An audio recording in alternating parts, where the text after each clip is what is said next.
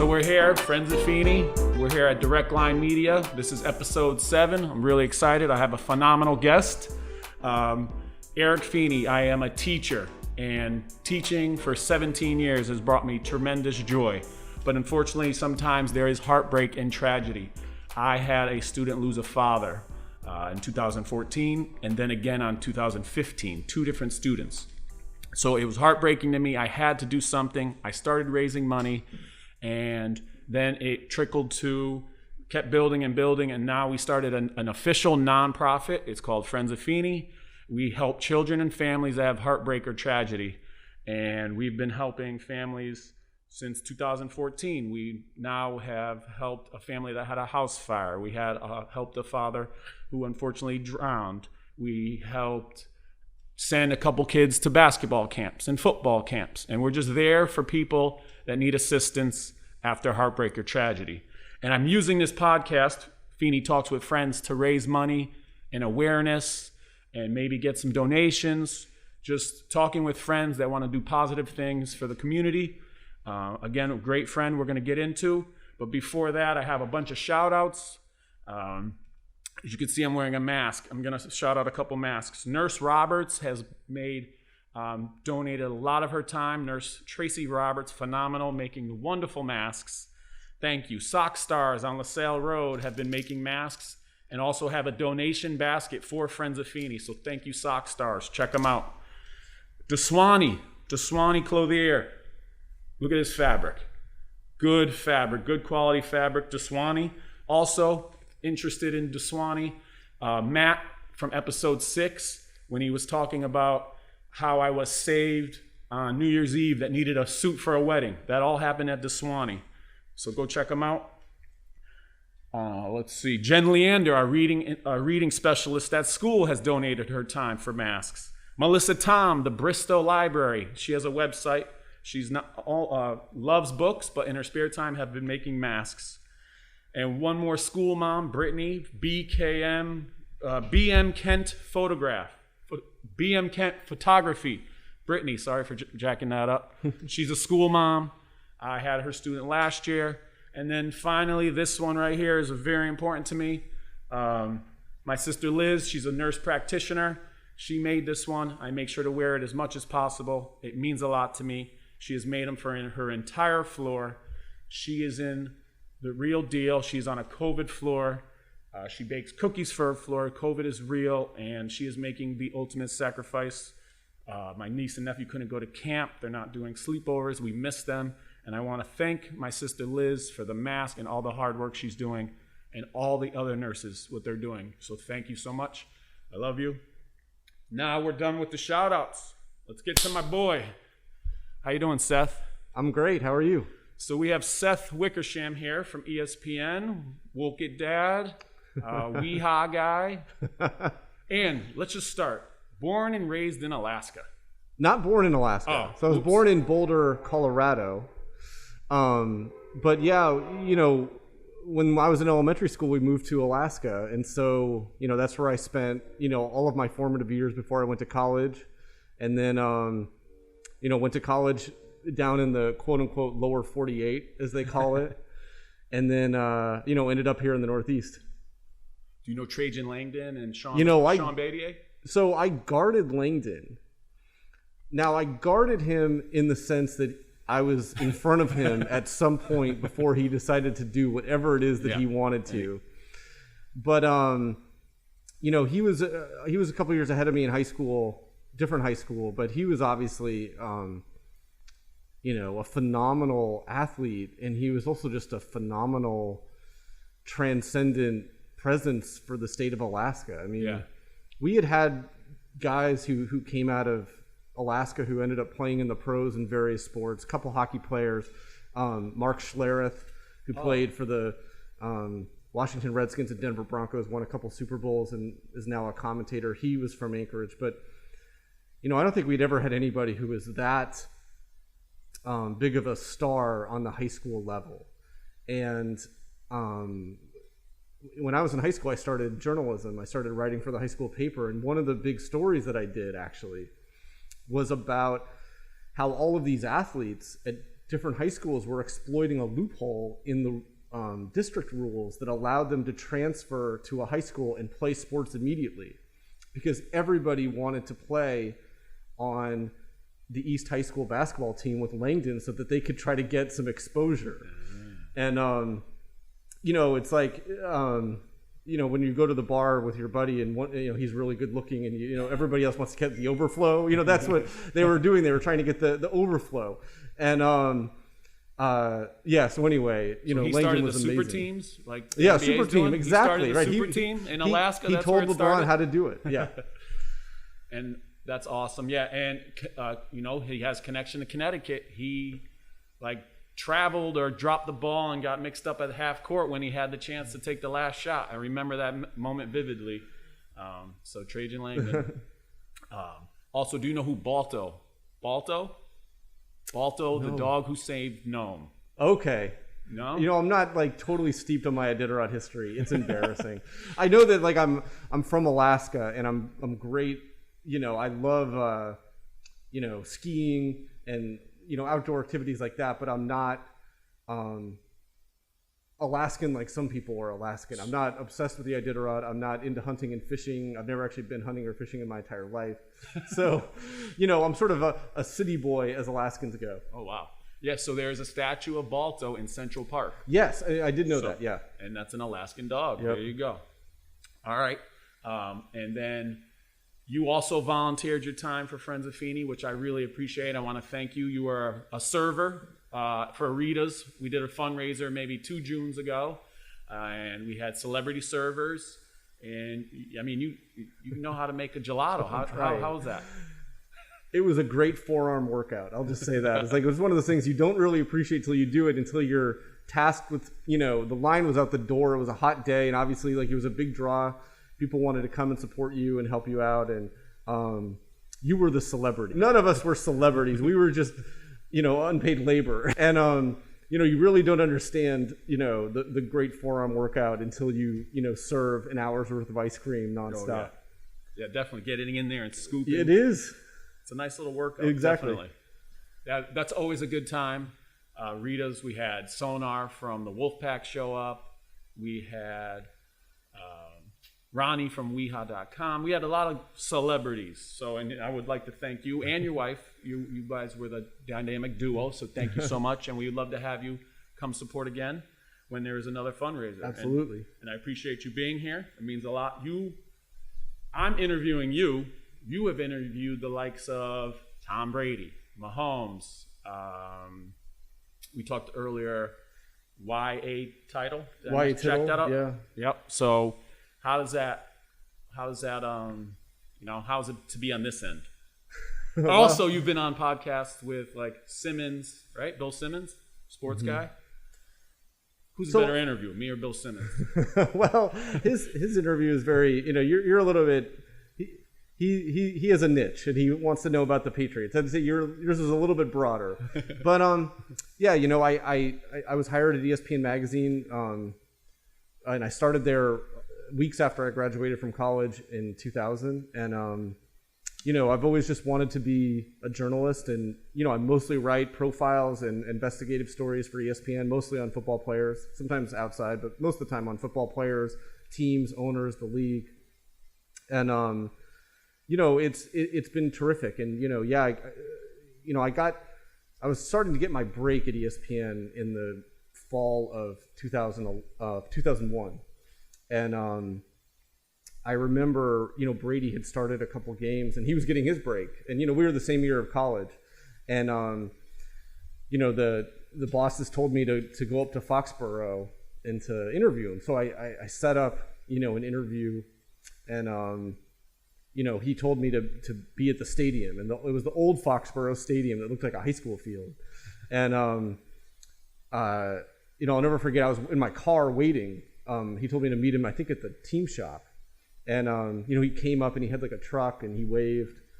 Only time someone who I've interviewed has recognized me. And we went and sat down, and we talked for a while, and he had all this beer in his backpack because he had lost a bet on the Michigan State game. and he had to give it to some teammates. But then after we left, we were kind of walking out together, and the new stadium, Gillette Stadium, was under construction next door. And I'll never forget, he looked up at it and he was like, man, that is a beautiful stadium. I hope I get to play in it. I mean, can you imagine that now? Because at the time, I mean, nobody even knew if he was going to be the starter for the rest of the season. Imagine that career has just went off to greatness. And yeah. Even his combine, you know, the picture of him, I'm like, man, that kind of looks like me right there. Like, you know, can I do more 225s? Right. Who knows? But no, tremendous athlete, great guy. What about this crazy diet that he's on? You know, got an insight on that? Yeah, I mean, I think that, all athletes need a kind of a belief system. All elite athletes need some sort of thing that they can return to, I think, because these games are so random and they're trying to control something that they can't control. And so I think that, like, a lot of the guys' belief system, is based in religion. Sometimes it's based in partying, and for Tom, I think that when he hurt his knee in 2008, I think it was the first time he sort of faced mortality as a football player, where, the game moved on without him. And he saw that, and I think it was very scarring for him. And, I think he had decided earlier that, I want to play football as long as I possibly can. Then when he saw it happen, how quickly it could go away, I think that he realized he wanted to be more proactive in terms of controlling even more about football than even he was at the time, to the point where he wanted to control the injury factor. And that's a pretty amazing thing in a game like football. Yeah.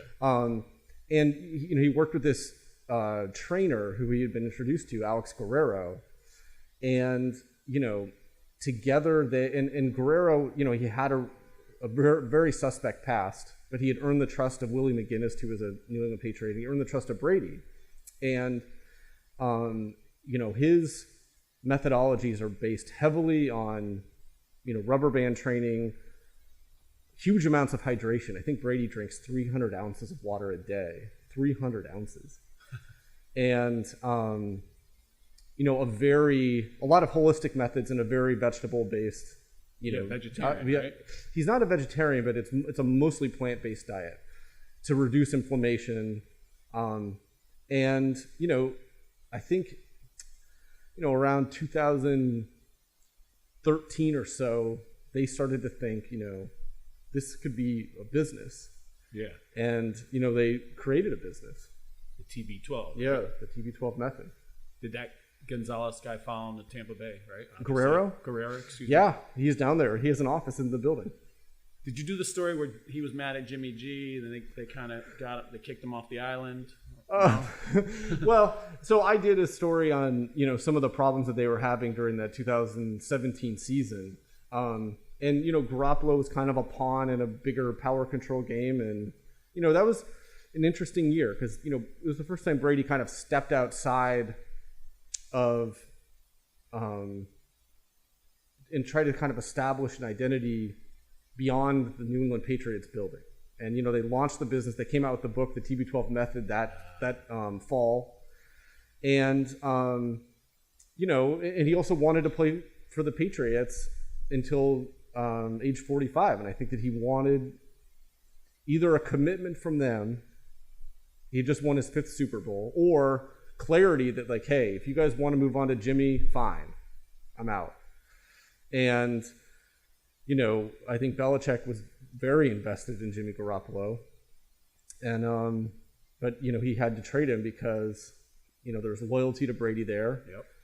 And Garoppolo didn't want to sign a contract where he wanted to play, and so he wasn't going to sign a contract to continue to back up Tom. And then finally Brady played well, and it made it hard to replace him. Did that lead to the position that they're in now? Like that? I think it was part of it. Tampa? I just think there was a lot of. I think that it is hard to keep something like that together. I mean, you're talking about almost sociopathically competitive people, and those people just don't survive that long together. And, the fact that they were able to do it was pretty remarkable. But I do think that Tom got tired of, Belichick's system. I think he got tired of the way that Belichick was treating Garoppolo. And, again, he wanted a commitment from them to play until he was 45. And they were, Robert Kraft wasn't going to step in, and Belichick didn't want to give him that type of contract that would, pay him as an elite quarterback until he was age 45. Why is Belichick so frugal when it comes to contracts? It has worked, but he has never really paid anyone. Yeah. And he always deals people like that. I mean, tough to cut someone that you care about and have been committed to.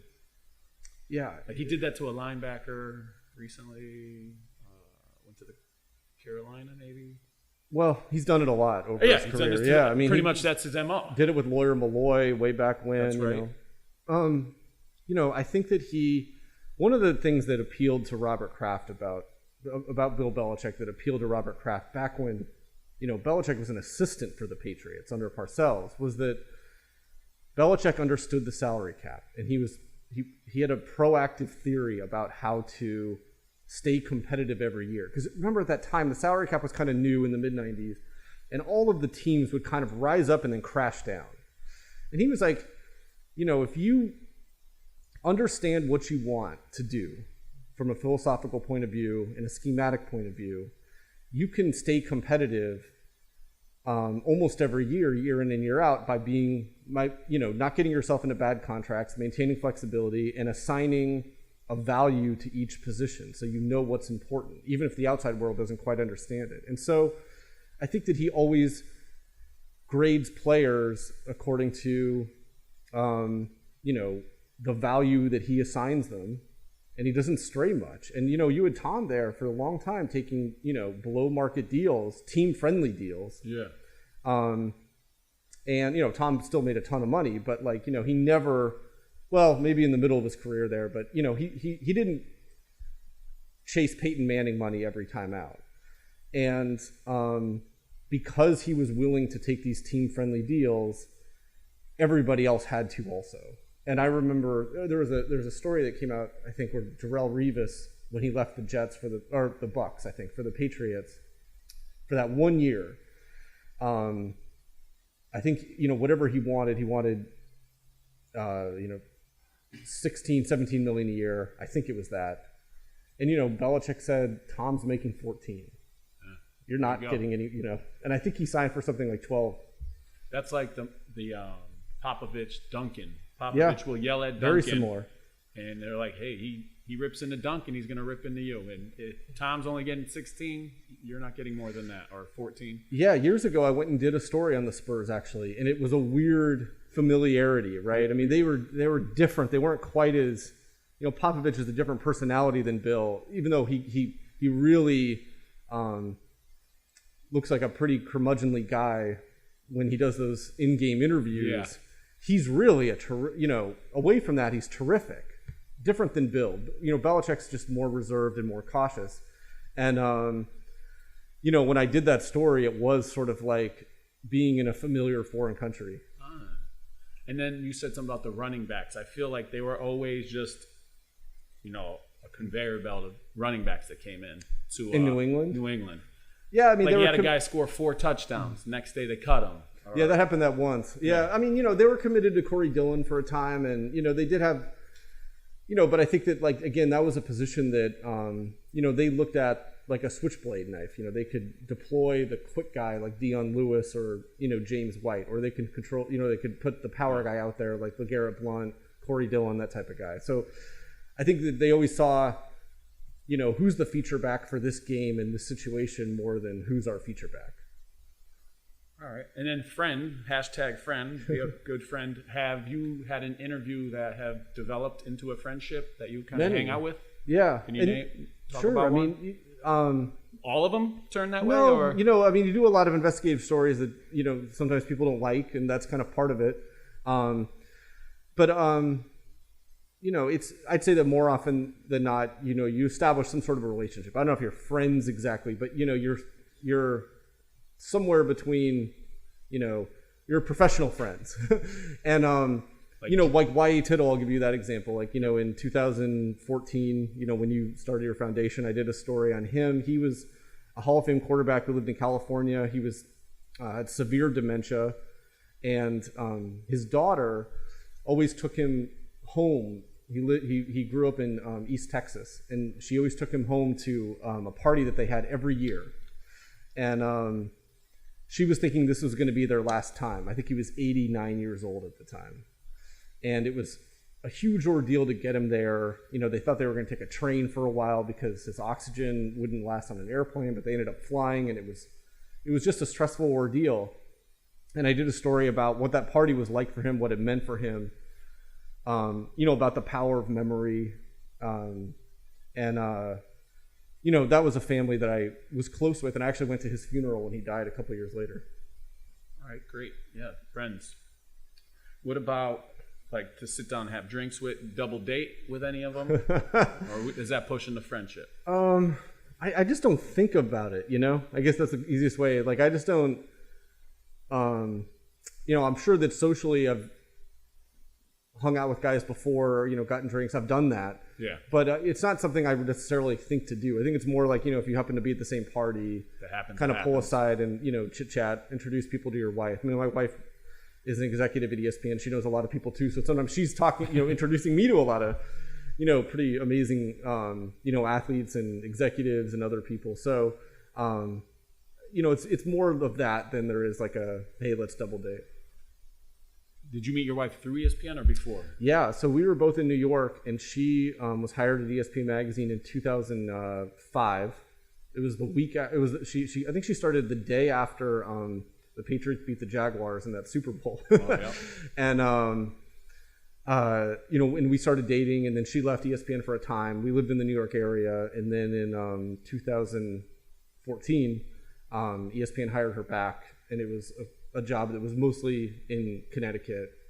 She traveled to New York, LA some, but so that's what got you here. It was mostly a Bristol-based job, and so that's why we moved to here, and then we moved to West Hartford because we had friends who lived in West Hartford. Also, she's a wonderful ice cream scooper at Rita's too. Celebrity server. Thank you, Allison.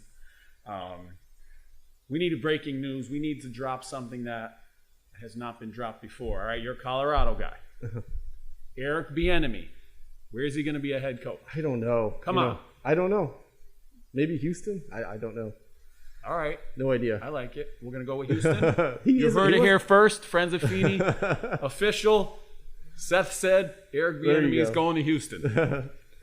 No, Colorado guy. How about classic? My coworker went to Colorado, so we're just like, hey, the Westbrook catch. Yeah.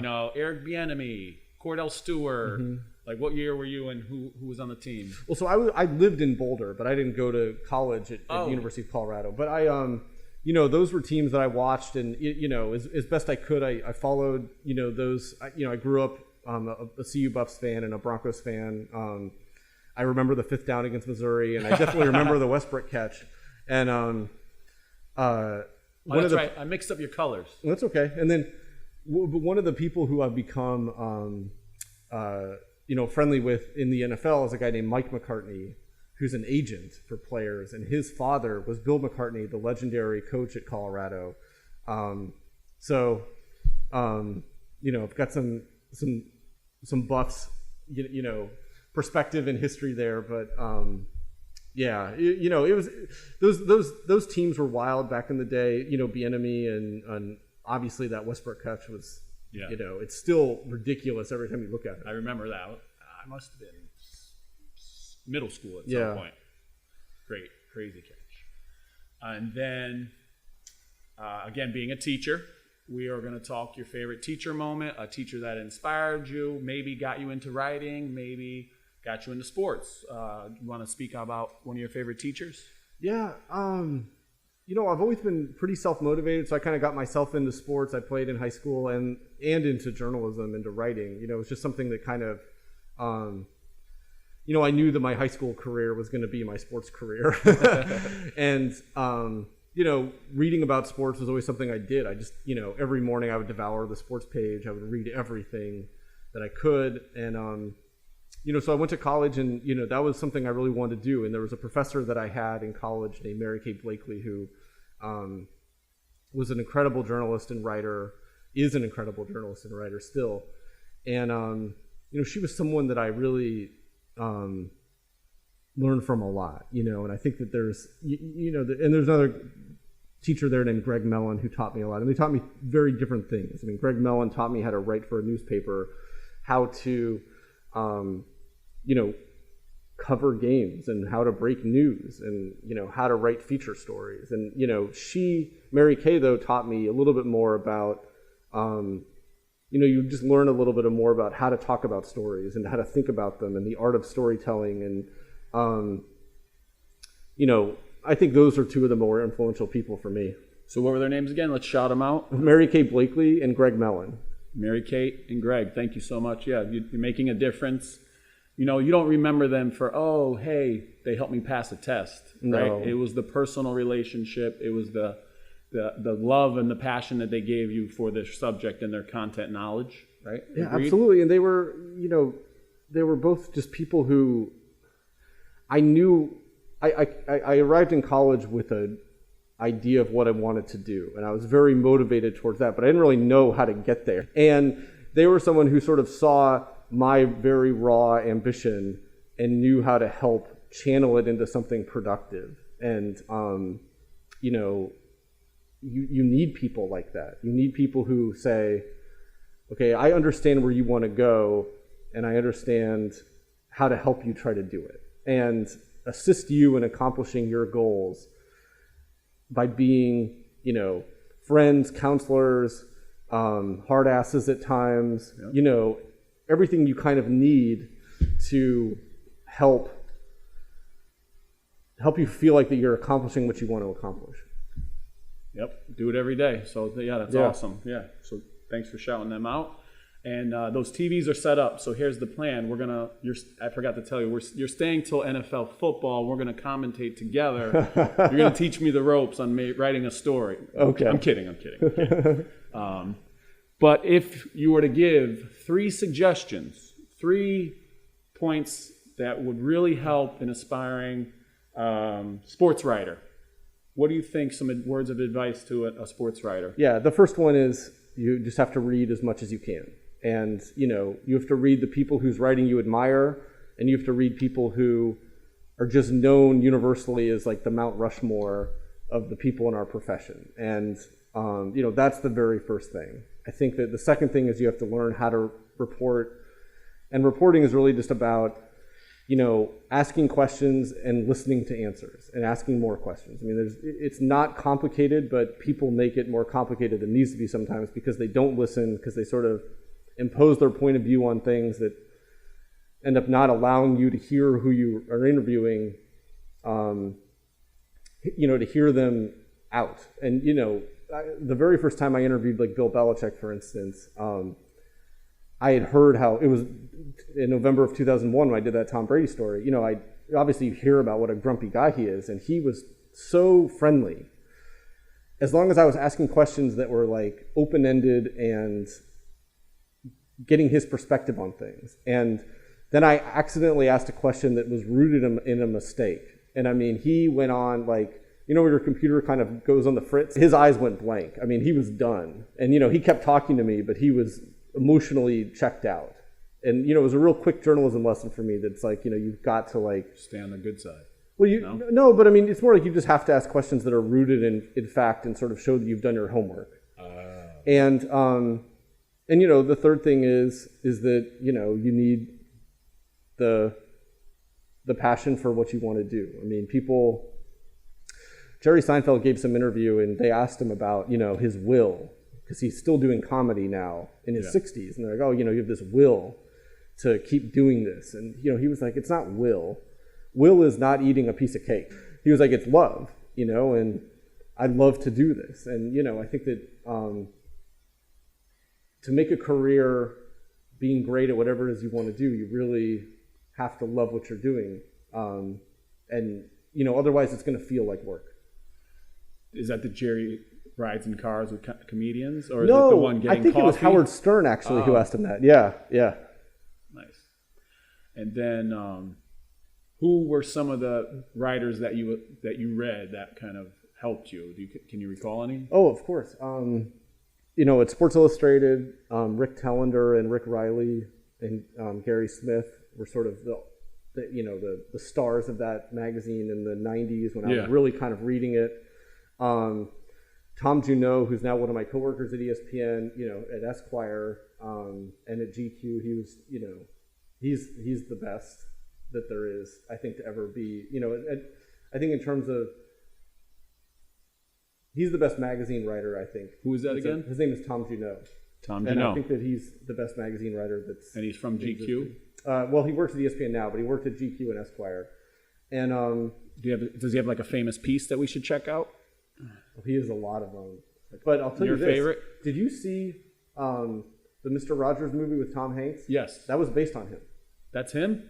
Not Mr. Rogers, but the journalist in it was based on him. And a story that he wrote about Mr. Rogers. My daughter still teases me to this day. I cried at that one, and I cried at the documentary.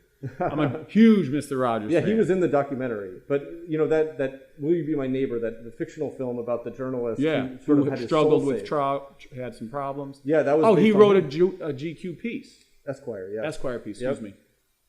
It was based on that. Now, it wasn't... It was inspired by it. Not everything that happened to him was as autobiographical as what happened in the movie. Did he really interview and interact with? Oh yeah, but the point of it about how Mr. Rogers kind of helped him rediscover himself and rediscover the good parts of himself was absolutely true. And you work with that guy? Yeah. Oh, come on, get him here. I need to talk with him. Okay. I would love to meet him because I mean, again, huge. I have Mr. Rogers. That's when I mail a letter. Mr. Rogers stamps. For Halloween, I dressed as Mr. Rogers. Yeah. One day we're going to cut a video. Dave and I, we're going to cut a video. I'm going to come in singing, hang my sweater over here. So we'll see. Oh, wow. That's amazing. So thank you. That's awesome. All right. Man, starstruck, speechless now. That's phenomenal. And no, I really enjoyed that movie. And my girls were like, it wasn't even really about Mr. Rogers. Mm-hmm. And now that you say this, and now I actually printed out the article, I read it. It wasn't supposed to be. It was how this person struggled. Tom struggled. And Mr. Rogers would call and ask about his wife, call and check in on the kids, and just that personal, stopped over and maybe brought gifts or cake or something. And no matter where Mr. Rogers was in his fame or his life, he cared for everyone, remembered everyone's name, the small details. And that's a lot of things that I try to do. You make that connection. Yeah, it was a story about teaching in a lot of ways. Yes. And it was a story about, that was one example of the thousands of people that Mr. Rogers had that sort of magical influence on, and that's, and he wasn't a child. He was an adult, and it just showed how potent the love that Mr. Rogers showed people was. Yeah, he was the first virtual teacher. Virtual. Right. I'm virtual teaching. And I think of some things like that in, what do I do sometimes that he does? Well, I just love, how he would say that I'm feeding the fish. And that was for a listener that was blind. And the kid wanted to know. Or just really slowing things down. Like the kids, with the iPads, and when they want directions, I try to slow it down, slow my speech down, and that draws them in a little more. And he did that. He drew, slow it down, instead of always just being, do this, do that, which I can do too, but I like how he slows it down. Amazing. I want to meet this person. I can't wait. Well, thank you for sharing that. You made the podcast amazing just on that alone, so thank you so much. And then there's another one.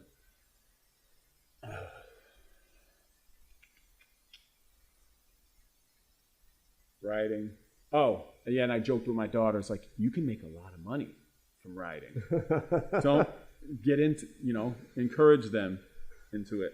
Because she wrote a nice little personal narrative, and then they wrote, they're in 7th grade, English language arts, they're in the honors, and they're really getting pushed, and it's really, I like they're getting challenged, and they're really, really enjoying it. They work hard every day, even though they're at home. So just the writing, so, and I want to share that, hey, you can make a living, a happy living, right? Writing. Yeah, I mean, again, I think it's, the most important thing you can do is pick a career that doesn't feel like a job. Whatever that is, you just want to do something that, you're self-motivated enough to try to, it has to work because there is no plan B, I mean, Tom Brady talks about that. He said over the years, he's never really thought about, well, if I don't make it as a football player, what am I going to do? He has to make it as a football player. Yeah. He thinks about that every single day. Sometimes I don't feel like, my job. I just love being with 20 young minds and trying to mold. It's a different day every day. Some days it's pajama day. Some days it's recess duty, fire drill, who knows, a play, some sort of activity. And then they're funny. The kids just make me laugh, and we have a great time, and it's not like a job. I'm not like, oh, I got to go to work. It's like, and I mean, your reputation, among, the parents and, within the school reflects that. Because, I mean, it's obvious how much, joy you derive from that setting. And, that's, no matter what it is that, somebody wants to do, it's just important to, like, find that venue where that's how you feel. Yeah, the other day it was pajama day, and in it, I dressed as Space Jam Bunny, the bunny from Space Jam, Bugs Bunny. Yes. Full onesie with the Jordans. That's awesome. The Jordans to match, of course. But and I'm taking pictures of my friends. I'm like, you guys want to meet me out after? I'm going out like this, and they're like, who gets to go to work like that? It's a wonderful profession. Right. Like you said, it's not a job to me. I've been an older brother my whole life. I wanted to go into social work. A couple of my friends were going to get their masters in elementary ed. I ended up going to teaching at the school that I went to as a kid. So that was important to me and meant the world to me. My 5th grade teacher was my principal. I was in the same halls that I was in when I was a kid. So, I mean, I spent 9 years there. I knew parents. I would say, hey, I know your dad. I knew everyone's pretty much parents and cousins.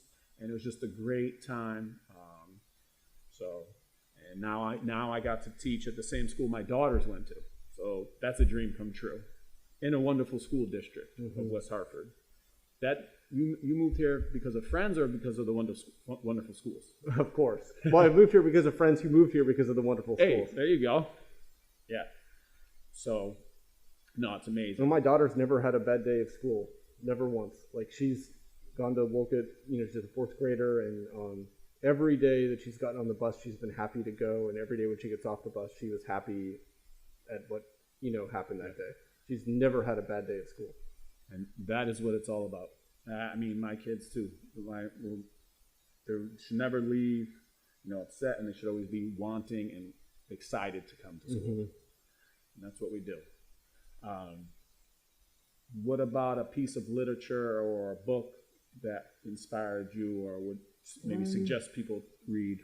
Well, because you said you read a lot. Now, is that just sports-related reading or just it's a lot of sports, but voracious reader? Yeah, I mean, it's a lot of sports, but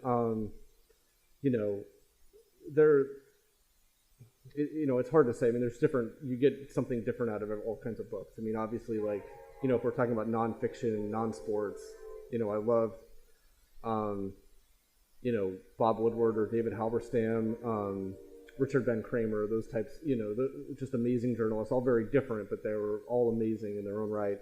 Sports writing, again, just the work of those writers that I loved. And,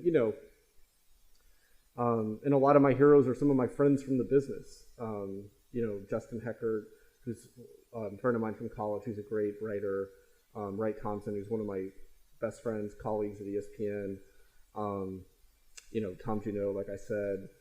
My friend Kevin Van Valkenburg, Don Van Natta is one of my good friends and frequent co-authors on a lot of pieces. So do say they assign you NFL, the other guy has basketball, Major League Baseball, kind of. Is that how it works? It's more like, well, there are people who are like that, but it's more like, sometimes you get an assignment. They tell you, hey, we need a story on Patrick Mahomes. Or other times they're like, okay, what are your ideas for, what's going on. The anthem protests with the NFL, and when President Trump was, When Pence went to the Colts game, right? yeah, a couple of years earlier, when Trump, called the players who knelt, the sons of bitches, and Gotcha. it caused all the problems with the NFL for a couple of months. I mean, that was one of those things where I was like on that story. I wrote a lot about what was going on and how the league was trying to handle this. The president had kind of put them in his crosshairs, and nothing like that had ever really happened. And so it was an unprecedented moment. So, sometimes you follow stories that happen. Other times you have ideas that are yours, and other times they tell you what to write about. Did you meet with the NFL president or Goodell? The commissioner, Goodell? Well, I was at meetings where he was at, yeah. And then who else? Like the players' union guys? Well, the union was a little bit involved, but it was mostly the owners in the league trying to figure out what to do.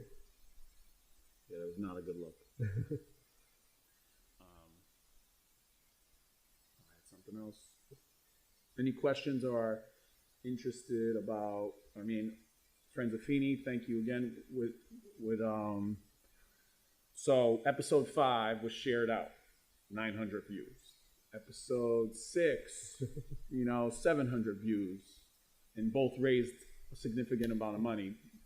Can we bank on how many views here? Oh man, I have no idea. I think you're how much money are you raising? You're overrating my popularity. Can you write a piece about this interaction? I don't know.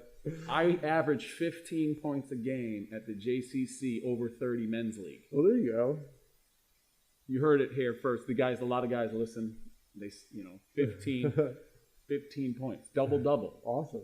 I was a top 10 pick one year before I hurt my knee. So maybe you could come do a JCC story. We all were the top 10 pick before we hurt our knee. But we're currently, not currently, but the league should be starting up, but it's not, obviously. So we're going to wait till 2021. Yeah. Hopefully it gets back. But great network of guys at the JCC. Come do a piece. Well, what about the back of the Sports Illustrated? That was like must read. I would turn there first as a kid. Like that inspired me to read. There's a few things. Mad Magazine and Sports Illustrated were there for me to inspire me to read. Mm-hmm. When the teacher in 5th grade told me to read something, I'm like, it doesn't. I needed that interest, that engagement. In Mad Magazine, I still have 300 copies of them. And then Sports Illustrated. And Sports Illustrated, just the cover, and then the back editorial or the column by Rick the Riley, column probably. back. Yeah. Rick Riley a lot. Riley was great at that. And but then they had multiple people. Yeah, they rotated, for a while too. And it was interesting. When I was in college, I, one of our assignments was to write about a working journalist. And I picked Rick Riley. And so we talked on the phone one night, and he kept saying like, hey, I might, have to let you go at any time. I'm like, yeah, I get it. He said, it's a weird thing going on. ESPN is starting a magazine. Nobody knows about it yet, but they offered me a job. And tonight, Sports Illustrated is going to counteroffer. And that night, we did the interview, but that's when they counteroffered, that's how he got that back page column. And that's how I learned part of the deal? Yeah, and that's how I learned about ESPN Magazine before, and I ended up going to New York for Thanksgiving, I think, and met with people at ESPN Magazine before they had even had a staff. And so that was a really serendipitous, assignment for me. Wow, yeah, so it's part of the deal. I get the back page. I think so, yeah. And some more pay. Yes. I feel like the ESPN was more edgier, they did the crazier covers and the crazier articles. But that was also enjoyable. Did you start that? Did you bring that up, or did Allison bring that up? Was that part of what do you mean? The magazine, or no? What do you mean? Were you at the beginning phases and started? I wasn't at the beginning. I was hired. They had been going for a couple of years. But what year did that start? It was March of '98. So I was hired a couple of years later. Okay. Yeah, I was a sophomore. Yeah, I wasn't there for the launch. Gotcha. Well, 40 minutes with Feeney. How you feeling? I feel great. Yeah. So who's a better interview? Did we get back to that? Me or Bill Simmons? No, I'm kidding. And I got you a hoodie, so thank you so much for coming. Is a little bit bigger, but that's a little bit, but not there isn't a huge talent gap. We're getting there, right? We're getting there. Bill Simmons, I'm coming for you. Joe Rogan, I'm coming for you. I would be remiss to say I got to shout out my buddy Dave from Direct Line Media. This would not be possible without the studio, the cameras, the lighting. Uber Dog is the attire. They have sponsored multiple parades. They're on the back of the t-shirt. We have t-shirts coming out for Makerspace.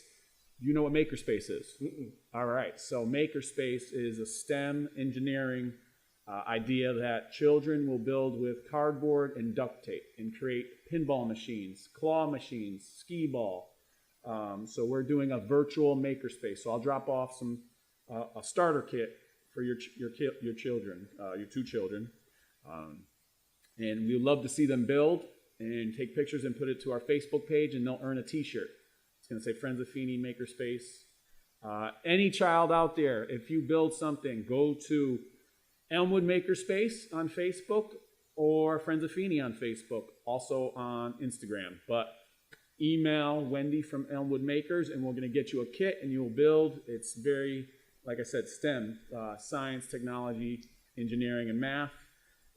So that is our current fundraiser we're doing right now. And then if you would like to donate, you get if you want, you get the bag. Cool. So that's currently going on. Uber Dog is a sponsor on the back. Multiple sponsors on the back of the shirt. Too many to name. They will be in the listing of the podcast. This will be on Apple Podcasts, Anchor Podcast, and YouTube. So I don't know. And again, thank you, Dave, Seth. I can't thank you enough. It was an amazing interview. You are doing wonderful work. I read your stuff, and it's really cool to get to know you. Great dad, great kids, and we're happy that you're here in West Hartford. Thanks, man. I appreciate it. Where do you like to go out to eat? Oh, man. You mean back when you could go out to eat? Yeah. If you could go to a spot, which one would it be? Brico. I really like Brico. Brico? Yeah. How about delivery? Do you get delivery? Do you have a delivery spot? What? Yeah, I mean, it's all the usual, but yeah. All right. And then also Business Pants is going to shout me out. Okay, So awesome. Make sure you see him next time you see him. It's also connected. Right? We're all connected. He said he's going to give me a 10-second piece on Business Pants. Check them out. That's Matt. He's funny. And it's about, what is it about? Financial stuff. He's always hammering Facebook. He's always hammering TikTok, Trump. Check him out. And I'm going to just rattle off. We might as well cut it. Thank you, Dave. Thank you, Seth. Thank you. See you, friends.